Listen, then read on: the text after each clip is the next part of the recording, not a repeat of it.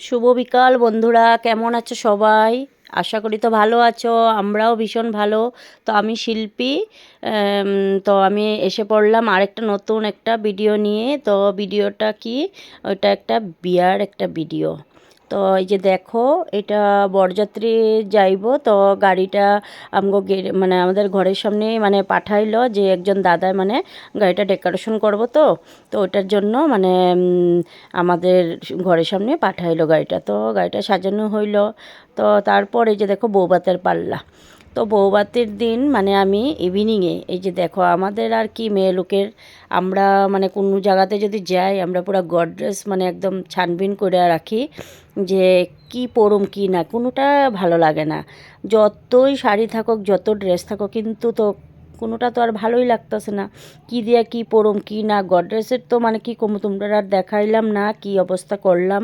তো যাই হোক, কয়েকটা শাড়ি বাইরে করছি, করে আমি দেখতেছিলাম যে কোনটা পরুম কোনটা না। আর এদিকে আমি জুয়েলারিগুলি পরে নিয়েছিলাম আগেই। হ্যাঁ, তারপর এই যে দেখো ফাইনালি আমি এই শাড়িটা চুজ করলাম। আমার ছেলেও বললো, তুমগো দাদাও বললো যে না এই শাড়িটাই পরো। তারপর এই যে দেখো, তো আমি রেডি উডি হয়ে গেছি। আর আমি জানো বেশি হেভি মানে মেকআপ করতে পারি না, আর এত জুয়েলারি লাগাইতে পারি না। আমার মানে সিম্পল থাকতে খুব ভালো লাগে। কিন্তু বিয়াবাড়ি বললা কথা, এখন বিয়াবাড়িতে তো অল্প মানে জুয়েলারি লাগাইতে লাগবে। আর এই যে দেখো, এটা একটা হোয়াইট একটা টপ ছিল। তো ভাবছিলাম এই শাড়িটার সাথে এই টপটা পরুম কুড়া, কিন্তু এটা পরছিলামও, কিন্তু ভিডিওটা করতে ভুললেই গেলাম সাজার হুরুস তুলে। তারপর তোমার দাদা বললো যে না না এটা পরো না, এটা ভালো লাগে না। এরপর আমি চুটটা তো আমি লাগাইতে পারতাছি না, তো আমি খুললা তোমার দাদারে করলাম যে অল্প আমার লাগাই দাও। তো ফাইনালি দেখো তোমার দাদা আমার লাগাই দিয়ে দিল। এরপর আমার এই যে রেডি হয়ে গেছি। তো জানো, তোমরা তো জানোই একটা কথা, যে আমি কিন্তু শাড়ি ভালো করে পরতে পারি না।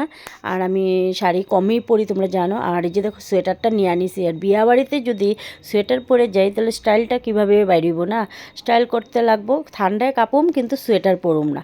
তারপর তালা খুঁজতেছিলাম যে মানে গেটে তালা মারুম, তাহলে তালাটা কই।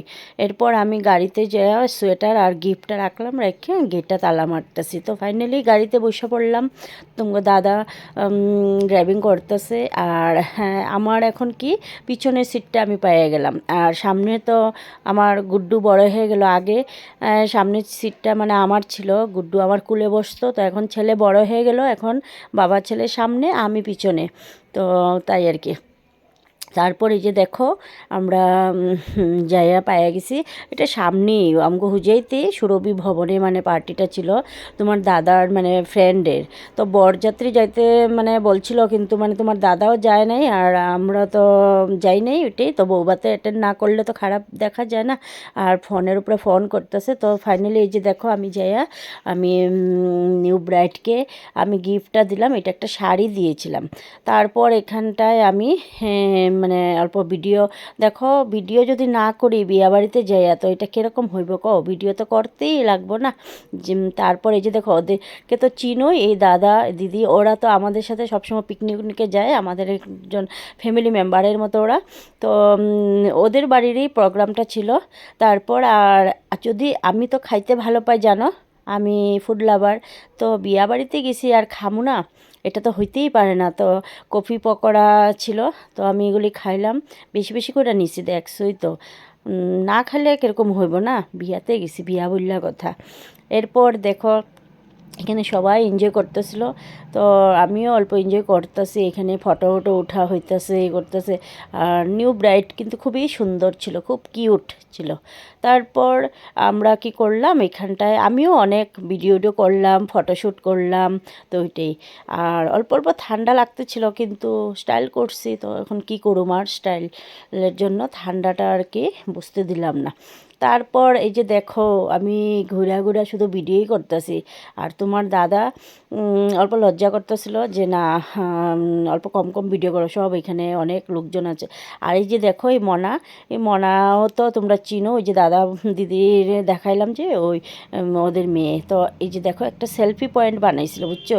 কিন্তু এখানে গো ফটো ওঠার মতো করে, এই যে এই সেলফি পয়েন্টটা ফটো ওঠার মতো, আমি 1 ঘন্টা ওয়েট করে তারপর খালি পাইলাম, মানে কি কমু। এখানে ভিড় সেলফি ওঠার জন্য। আর পরে এই মনারে আমি অল্প ভিডিও করে দিলাম, সেলফি উঠিয়ে দিলাম, তারপর মনাটা আমারও উঠিয়ে দিল, বুঝছো। তো যাই হোক, ফাইনি কিন্তু তোমার দাদারে নিয়ে এখানে একটা সেলফি উঠতে আমি চান্স পাইনি। তারপর খাইতে গেলাম গিয়ে, অনেকটা রাত্র হয়ে গেল, মোটামুটি ভিড় অল্প কমছিল, মেয়ের বাড়ির লোকজনরাও মানে ছিল, তো ওরাও ওদের খাওয়া দাওয়া হয়ে গেল, তারপর আমরা বসলাম। তো আমরা সবাই যে দেখো বসলাম খেতে। আর যখন খেতে বসলাম তখন তো মানে ঠান্ডাটা যে কীরকম ঠান্ডা লাগতেছিল ওইটা তো আর কি কমু। এরপর মিষ্টি পান খাই, তো মিষ্টি পান খাইতে পড়লাম, খায়াটে আমরা না বাইরে যেতেছিলাম গিয়া। তারপর অল্প ফটোশ্যুট করলাম বউয়ের সাথে, নতুন ব্রাইডের সাথে। এরপর এই যে দেখো বাইরে আয়া পড়ছি, অনেক রাত্র হয়ে গেছিলো গিয়া, তখন কিন্তু 11:30 মতো হয়ে গেছিলো গিয়া, রাস্তাঘাট একদম নীরব। আর যেহেতু ওই দিন রিপাবলিক ডে ছিল, তাই মানে খুব নীরব, দোকানপাট সব বন্ধ।